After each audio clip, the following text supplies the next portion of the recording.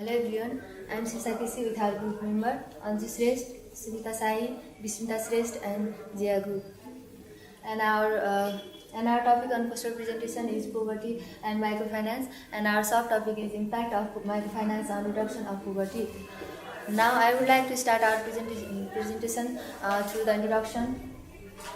Poverty refers to the lack of the nutrition, basic food, shelter, medical care, and safety. And generally, these basic needs are necessary based on the shared value of human dignity.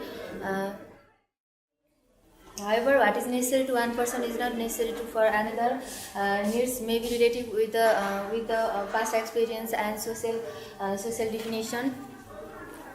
Poverty has been there for many years. Poverty is a phenomenon that is the deadly issue that kills the population slowly, and it is not new phenomenon in Nepal, but the growing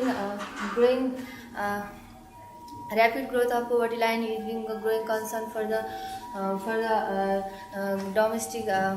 the domestic panel. Around 1950 to 1970, there are many many policies implemented by Nepal, but they are ended up with the insignificant impact.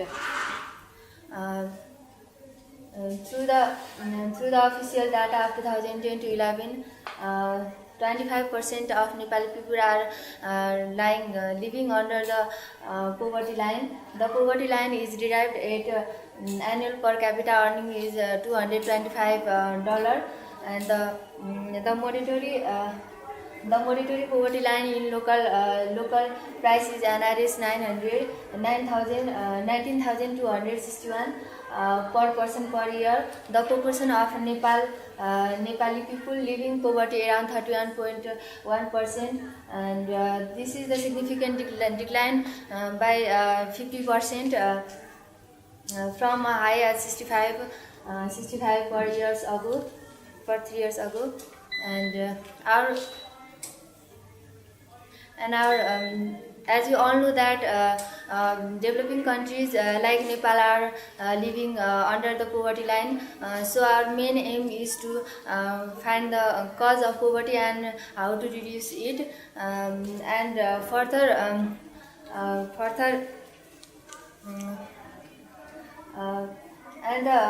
further we are discussing about the impact of microfinance on the reduction of poverty through the relevant data, theory and literature. Thank you, and now I would like to call Sunita Sai. Thank you, Sirisa. Now I am going to discuss about methodology. Methodology used in our research topic is the study carried by using the secondary data in which information is collected from different sources like news, journal article, views of different author and book, and also we use PAF and CPS for our resources, which provide relevant information about the poverty, and also we are including quantitative information for our resources. Because in a case, people with and without the different financial support do different in the way of the doing work. People with confident mobility and level of hard work they do will be the process of analysis. Now I'd like to call Anju.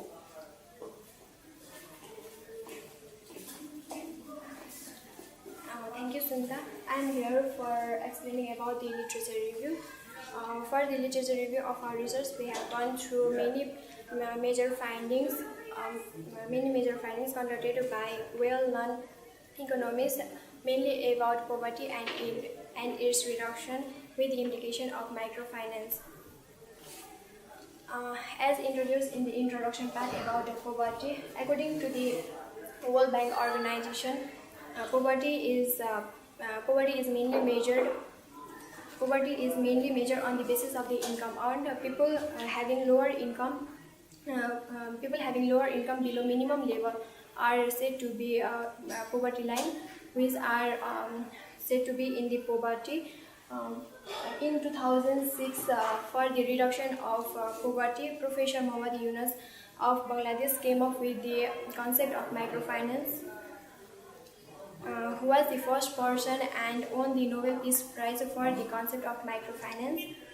And microfinance is defined as the source of financial service for the entrepreneurs and small businesses lacking access to banking and other related services. As Professor Muhammad Yunus practiced the concept of microfinance for the first time in Bangladesh, with this concept bringing up every 5 years, 5% of microfinance borrower can lift themselves and their families from the poverty.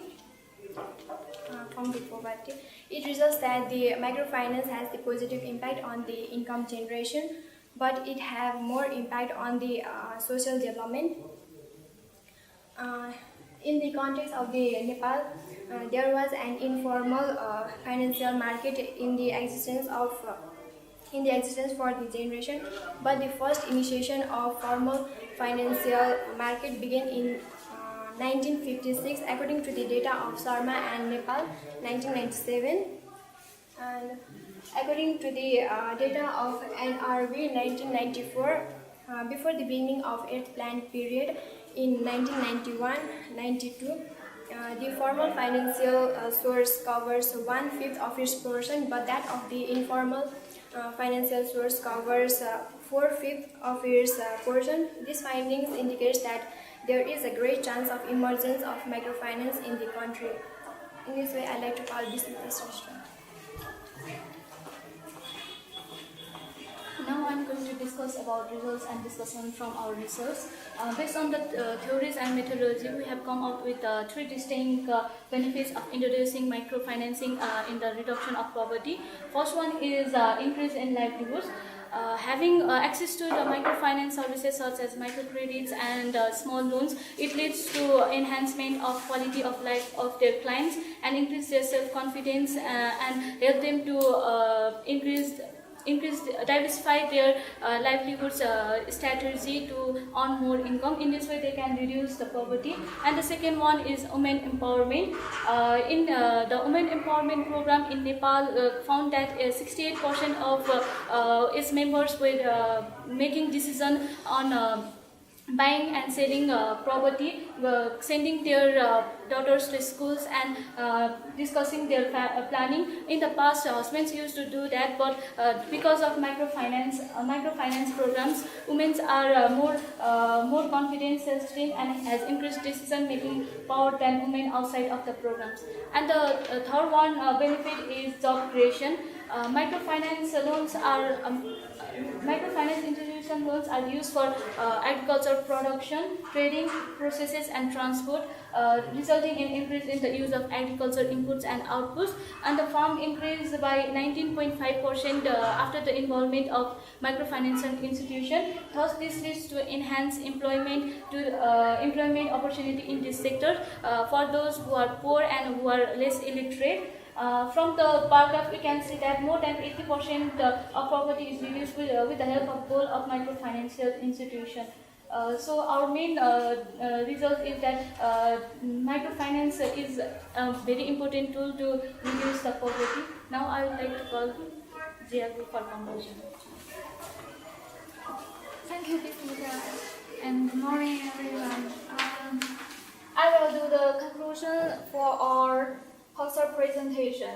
And from our research, we conclude that government and timely focus poverty alleviation in order to decrease the level of poverty and that people are suffering from, and policymakers should be well concerned to bolster the economy of country and introduce microfinance in the society to help can gain income and improve the economy status. And microfinance is certainly not a medicine for poor. It has proved itself as a useful tool to fight against poverty. So, thank you.